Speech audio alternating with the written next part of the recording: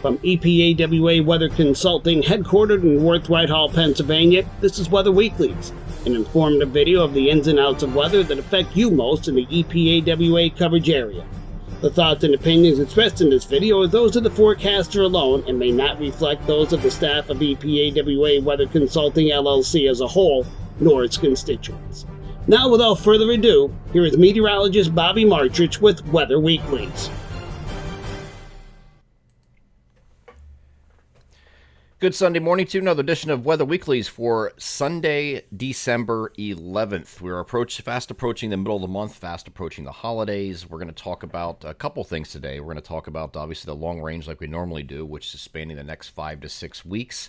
And we're also going to talk about some the pattern overall that we're heading into and some storm signals that we're looking at, including one that's going to be threatening our area at the end of next week. Some of you are waking up to some snow showers around this morning. This was, of course, expected with the little fast-moving Clipper-like system moving across New England. And we have a chance at the end of the week, but not for everybody. And I'll show you what we're looking for with that particular storm and the storm signals we have listed in the Friday long-range outlook. If you look at the long-range outlook that we did on Friday, we have a couple in here. We have a couple beyond this system here at the end of the week where it says rain, mixed snow. That's the end of the week system, okay? So we're going to be watching that first and foremost this week, but we also have winter storm signals in the 20th to 23rd time frame. And I did this on Friday, so I can probably narrow this to the 21st to 23rd period, just eliminating the 20th out of that. So that storm signal is one of them. There's another one here behind that. Just after Christmas, looks like, in the 25th to 29th time frame. Okay, so those are the next couple storm signals. If you don't get what you wanted out of this particular system at the end of the week, which is very possible, it's going to be splitting our region as far as who sees rain, a mix of both, and snow. And it looks like the interior is going to be favored for that as of the moment, but this has been evolving and changing over the weekend, just like I thought it would. So we'll have a better look at that this week. But those are the systems we're going to be watching here in this video. But the biggest takeaway from this is you see a lot of blue and purple up here. This is looking like we're going to be heading into an extended period of slightly below to below average temperatures, and that's going to continue for a while, we think. So here's what average snowfall is in the month of December. I always start off with this every week just so you can see a point of reference of what I'm talking about for each location. These are major climate stations across the region. And you see December snow picks up considerably from what it did in November, but it's still nothing crazy high here. And this is a composite of average between 1991 and 2020. So that climate period is the average snowfall for December at each of these locations. If you look more specifically over the last 10 years or so, just the last decade, this hasn't been. We've been low. We've been had a lot of those years, like 8 of the 10 in the last decade, have been above average, especially that Christmas week torch that everybody talks about or expects. I don't think you're doing that this year. You're not going to have a Christmas week torch. In fact, it's going to be quite the opposite. And then we get into January, snowfall nearly doubles across most of these climate locations. And so we have a lot more snow potential in January as the cold is at you're now at the core or the lowest annual climatological minimum temperatures that are achieved in January, so it's not as difficult to get snow in these marginal type events. December still get some marginal events in there, so that we're going to be dealing with that this week, I think. Here's what we have year to date. Again, not much. This is just everything that fell since actually July 1st, but obviously it doesn't snow in July. So this takes everything into account from that point forward, and this is where we should be at this time of year. So we are behind, but that can be made up for rather quickly, and I think some of these areas that are far behind, like Scranton, Wilkes-Barre, 1.2 inches, they should be at 5.7. I do think that Scranton would be a candidate to achieve enough to get this to average or maybe even slightly above by the time we get to the end of next week. So that's going to be one of those locations. The rest of these areas, we'll see. I don't see this could be a situation where these marginal areas in between here, like looking at Allentown, Harrisburg, up to Newark. These are the marginal areas in between. You could have something that it starts off as snow, get a couple inches, goes over to a mix or rain or something like that. A lot of possibilities of late week storm. So we're going to get into that in a second, but I want to start off and set the stage with the pattern first, okay? This is talking about temperatures. We're talking about temperature patterns. So this is the Madden-Julian oscillation. This controls your, this is the measure of the best convection in the equatorial regions globally. about 5 degrees north where that convection exists. Creates some latent heat release processes that affects the jets downstream. It has been in the circle of death, which is the middle circle right here on both, and this is on the left is the GFS Ensemble extended version, and on the right is the European extended, which is the Euro Weeklies. Both have this sticking in the circle of death for an extended period of time. So what does that mean? Just means that the Madden-Julian oscillation is not going to really have a profound effect on the pattern. Not really. There is an opportunity that you might have something escape this circle here. The GFS extended is expected once we get into January, you might make a run here in the Western Pacific forcing again. Same thing with the European ensemble, but it's just not strong enough a signal to take it outside the circle, and there's really not enough of a signal there to consider the MJO right now. Okay, so I just want to make sure you understood that I touch on that every week just to see where we are, and we'll continue to do that every single week to see where we are. But right now, it doesn't look like it's going to have a profound effect on the pattern. So what we're going to do to find out what the pattern is going to be is going to be looking at some other forces that will change it. Here is the expected pattern and the upper air pattern for the weeks 3 and 4 of December. We're heading into that very shortly. Today is the 11th. Week 3 starts on the 15th, right? This is the period actually between the days 5 and 15, the 10-day period there between the 15th of the month and Christmas, okay? And this is an outstanding pattern here if you are looking for cold or if you're looking for snow chances. We have them loaded in this period. And I can actually take this beyond that. The European ensemble only goes to 15 days, but it's likely this is going to continue past Christmas also, that week after Christmas, between Christmas and New Year's, and that's why you're going to have additional storm signals in that period as well. But this is a very good pattern from the upper air standpoint. Negative Arctic oscillation gives you a cross-polar flow here. You have a negative EPO that is going to be another cold air supply. This is a blocking pattern over, just like you have a blocking pattern over Greenland here. You have a blocking pattern in the North Pacific. So these two are going to combine to force a cross-polar flow and get us all that cold air here. The PNA, that's the interesting part of this. This entire month, the PNA has been negative, and it is not really conducive for wintry weather when it is as far negative as it was. So we were kind of like 2 or 3 standard deviations below average for the PNA. This is actually expected to go to a slight positive look here once we get into that 3rd to 4th week of December look. Okay, so this is going to be a change. We don't need it to be a positive PNA necessarily and have this big, huge ridge over here.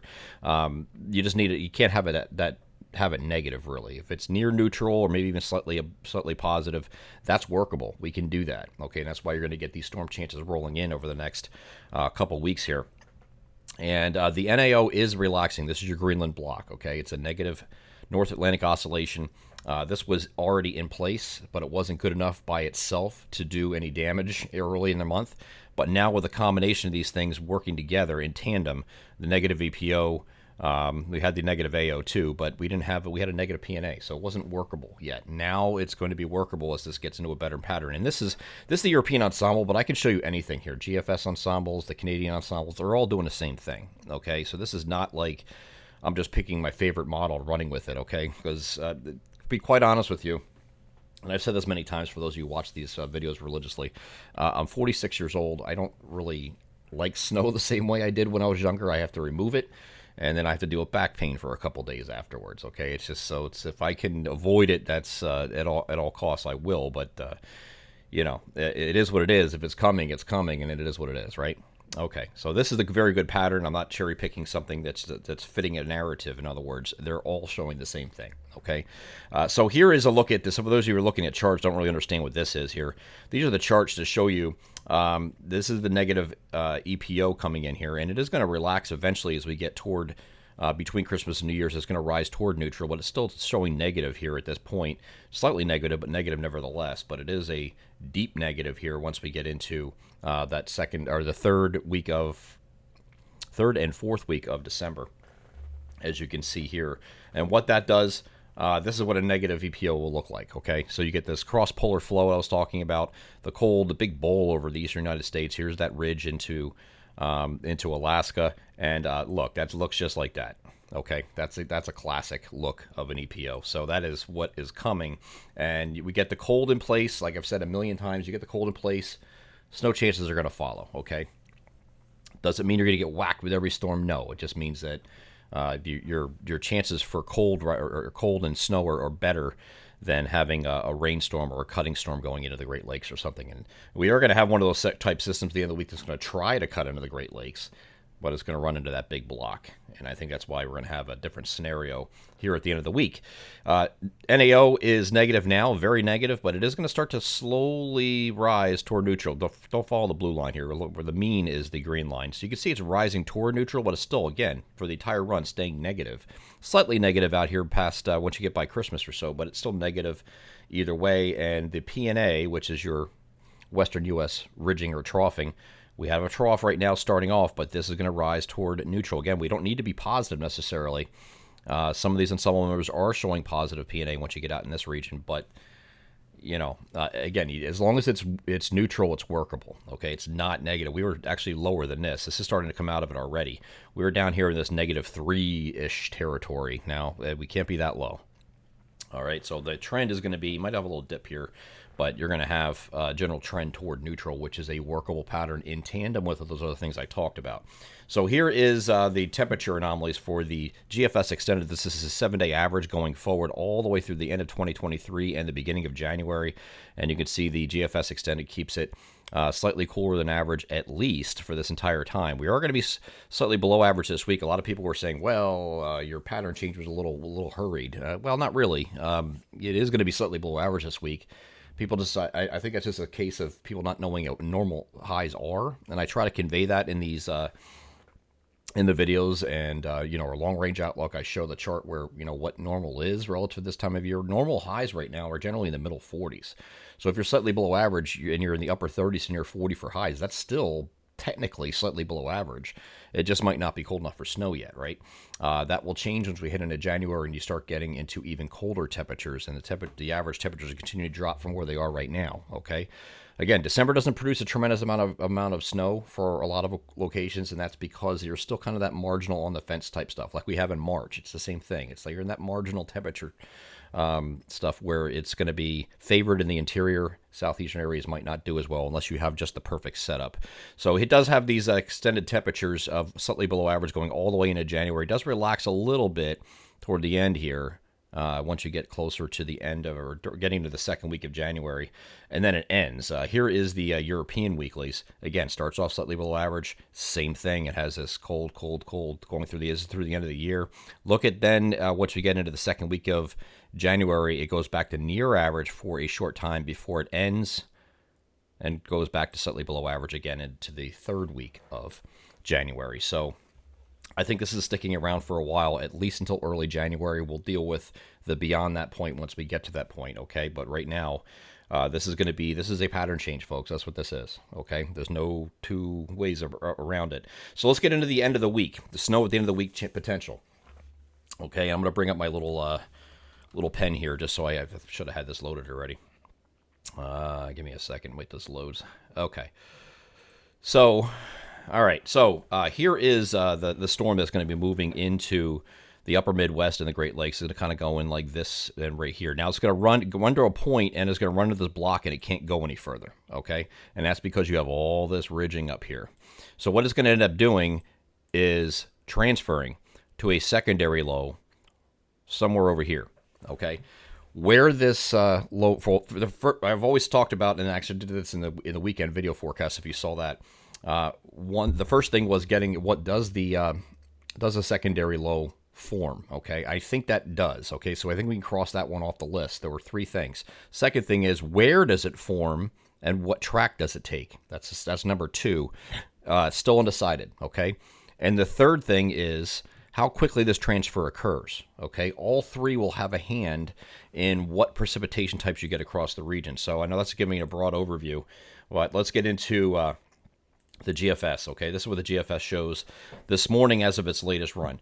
Now, there is a distinct difference here between, you get to the interior, this is basically following I-78, or, well, not out here, but you get the idea, right? So up here, it's showing a mix to snow, and down in our southeastern areas, it is rain, and the reason it's doing that is because this primary up in the upper Great Lakes is 999 millibars. This one here is only 1,003. There is a transfer occurring from one to the next, right? It's handing off its energy to this coastal low, but This isn't in a bad position right here. This low is not in a bad position, and the eventual track is up like this, right?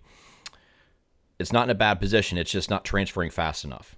Okay, if it transfers quicker, this snow line comes down farther south and east. If it's slower, or this track's further northwest, you get more rain involved in areas farther southeast, and then it pushes that rain snow line further northwest. These are things we have to work out during this week. This is something that's coming in on Thursday, okay? So we have all week to talk about this yet. Nowhere near the point where we're going to be putting out maps. It won't be until probably Wednesday, okay? So we're going to wait and see.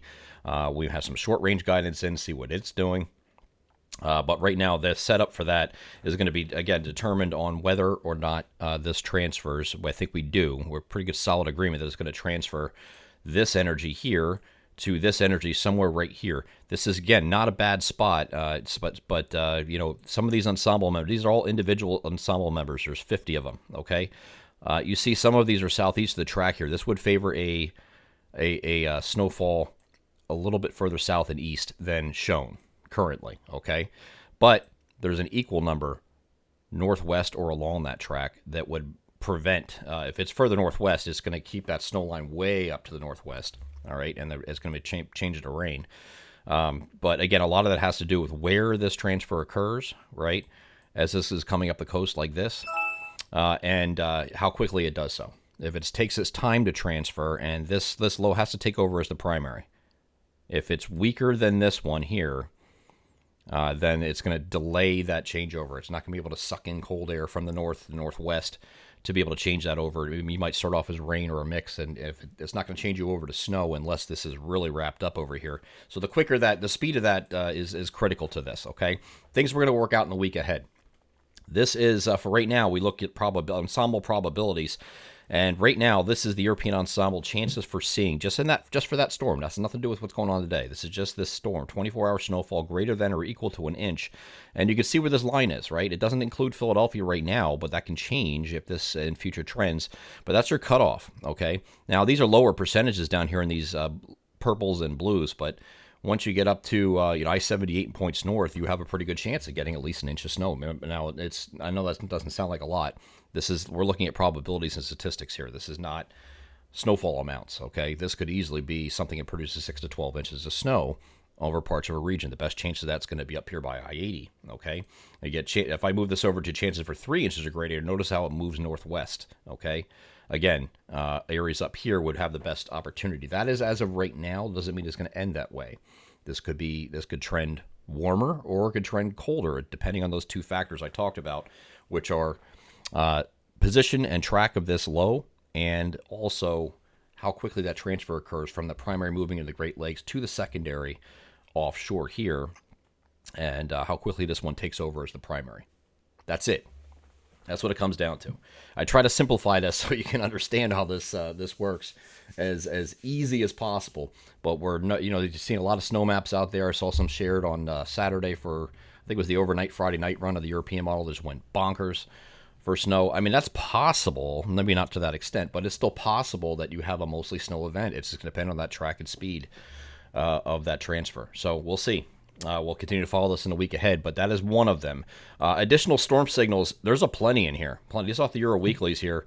The first one is right in here. It says not really, the Euro Weeklies weren't really thrilled with this first system for a significant snowfall. Maybe minor, right, at Lehigh Valley International Airport. This is our centermost point of our coverage area, so I'm using it as a point of reference. You get up by Wilkes-Barre, Scranton, Williamsport, those numbers go up. You get down to Philadelphia, the numbers go down, okay? South Jersey, places like that. So, but you see going through time here, there's additional signals in here, one around the 22nd, there's one between Christmas here, so there's other ones that are going to be picking up, and by the time we get to the end of this run, the middle of January, we have, it says we're going to have plenty of snow on just about everything that you're looking at here. There's nothing showing very little, okay? So we should have plenty of opportunities. First of those signals that I think is going to be on the 22nd. The GFS showed this morning. Again, in that 21st to 23rd time frame is what I said for the first storm signals, what we have listed. Actually, I have the 20th to 23rd, but I think it's the 21st to the 23rd now. He's sitting here on Sunday. But this could be another one of those deals where you're juggling rain, snow mix, okay? GFS is guessing. This is all the way out of 2 hour 288 this morning, okay? So I do think there's a little bit more cold air involved with this, at least the antecedent cold air, that we should be able to work a little bit more wintry of an event with this particular system. So I like this system on the 21st to 23rd time frame. Okay.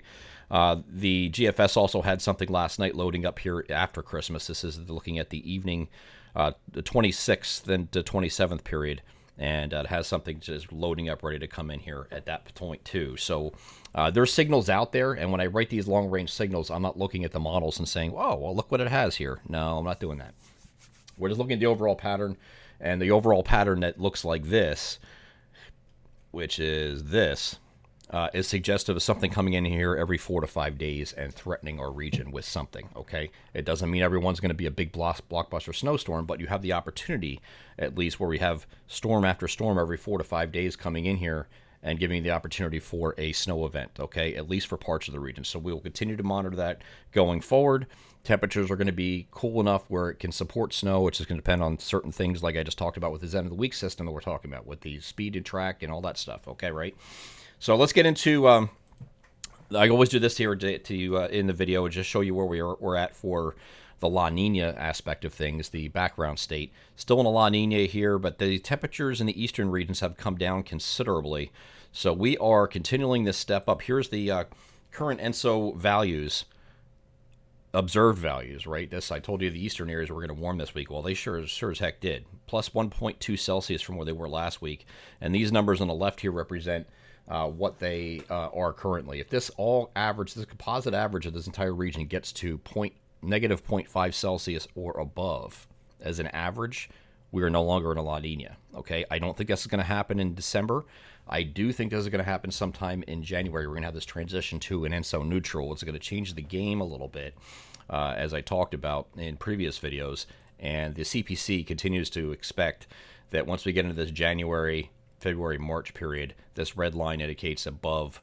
I'm not drawing very well today, but this red line where it crosses there is now in an ENSO neutral state. So sometime in January, I think we're going to see this transition to an ENSO neutral, which is going to change the ball game a little bit downstream as far as what the effects are. We showed this video, this graphic here in previous videos as well. This could be a different situation altogether, getting into an ENSO neutral winter ENSO neutral pattern. So whatever these long range outlooks did as far as seasonal stuff going and projecting beyond January, getting into February, March, and what that's going to do might change a little bit, because they're, that's why I don't do them. There's no point to it. If this changes, this is going to change things downstream of how this works out.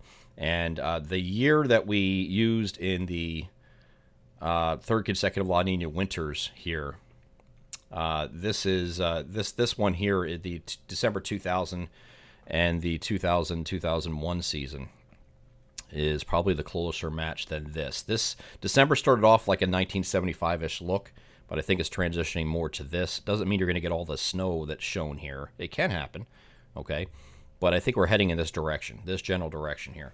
So this would put us in terms of La Ninas. This is our third consecutive La Nina year, at least starting out. 2 years ago, we had a boatload of snow, right? Including one really big storm here.